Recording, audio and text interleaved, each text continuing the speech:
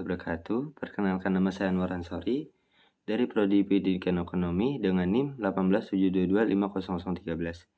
Di sini saya akan mengerjakan tugas UAS dasar-dasar pendidikan dengan judul komunikasi dengan dosen pengampu Bapak Dahlan MPD.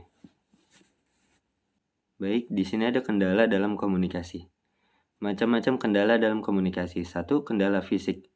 Kendala fisik merupakan seperti masalah pendengaran, terlalu cepat dalam pengambilan kesimpulan, dan lambat dalam berpikir. 2. Kendala lingkungan, seperti suhu ruangan, pencahayaan, tingkat kebisingan, atau terlalu banyaknya muatan pesan dalam suatu waktu.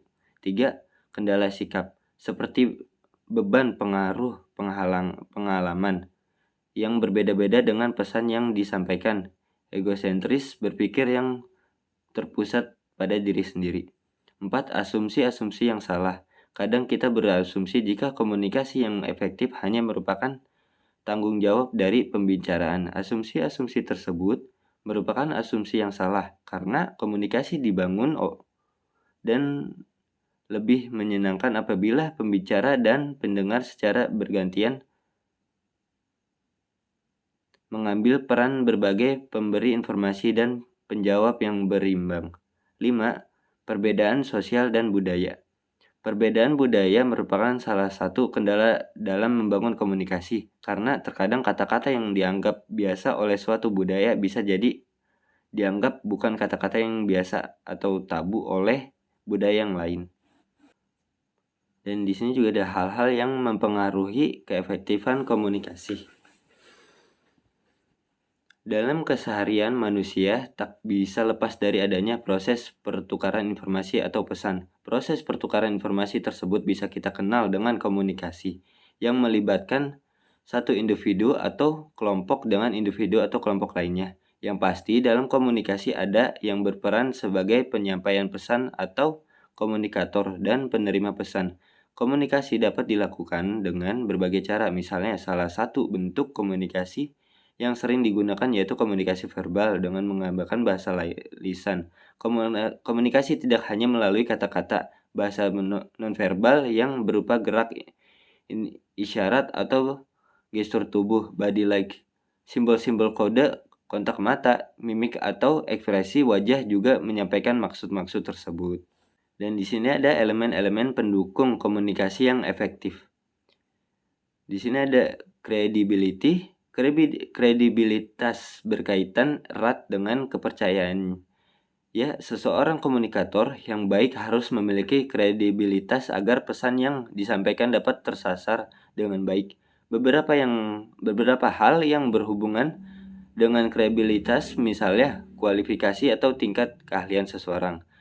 Ada konteks berupa kondisi yang mendukung ketika berlangsungnya komunikasi. Supaya berkomunikasi berjalan efektif, konteks yang tepat menjadi hal yang menarik perhatian audiens. Terus juga ada konteks, isi pesan merupakan bahan atau materi inti dari apa yang hendak disampaikan kepada audiens. Komunikasi menjadi efektif apabila isi pesan mengandung sesuatu yang berarti dan penting untuk diketahui oleh audiens. Ada communication and consistency.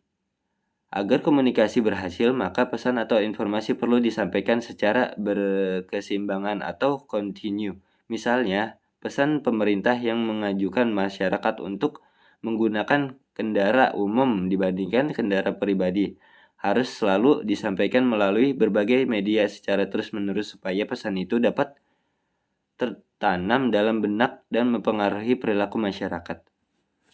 Dan di sini ada jenis komunikasi dan fungsinya. Seperti yang diketahui bahwa manusia adalah makhluk sosial yang membutuhkan manusia lain untuk hidup. Dalam menjalani realisasi, manusia membutuhkan melakukan interaksi dengan cara berkomunikasi. Komunikasi memiliki persamaan penting agar manusia dapat menjalani suatu hubungan baik antara satu dengan lainnya. Komunikasi telah menjadi bagian dari kehidupan manusia. Tanpa disadari, setiap manusia pernah berkomunikasi. Hal ini dikarenakan komunikasi menjadi cara untuk menyampaikan sebuah pesan maupun informasi. Untuk menyampaikan suatu informasi, maka manusia perlu menggunakan jenis komunikasi yang tepat. Tujuannya agar informasi atau pesan yang ingin disampaikan dapat sampai pada lawan bicara dengan baik, tanpa adanya salah paham atau disalahkan artikan. Di sini ada jenis-jenis komunikasi. Komunikasi verbal. Komunikasi verbal merupakan komunikasi yang digunakan dengan menggunakan simbol-simbol verbal, serta menggunakan kata dari suatu maupun lebih bahasa. Komunikasi verbal tidak hanya berupa lisan saja, namun meliputi pola komunikasi lisan serta komunikasi tulisan. Komunikasi nonverbal. Komunikasi nonverbal ialah komunikasi yang dilakukan dengan cara menggunakan pesan nonverbal. Komunikasi nonverbal ini adalah tanpa menggunakan kata atau mengeluarkan kalimat dalam mulut. Komunikasi formal. Komunikasi formal merupakan komunikasi yang terjadi di antara organisasi maupun perusahaan dengan tata cara yang telah diatur sebelumnya sesuai dengan struktur organisasi. Dalam komunikasi formal, maka seorang umumnya menggunakan tempat tata bahasa yang terlihat lebih baku dan formal dibandingkan ketika melakukan komunikasi nonformal. Komunikasi nonformal adalah ketika komunikasi terjadi di antara komunikasi yang memiliki sifat formal serta informal, yaitu ketika komunikasi tersebut berhubungan dengan pelaksanaan suatu tugas maupun pekerjaan dari organisasi serta perusahaan dengan kegiatan yang sifatnya adalah pribadi dari anggota dari organisasi dan perusahaan tersebut.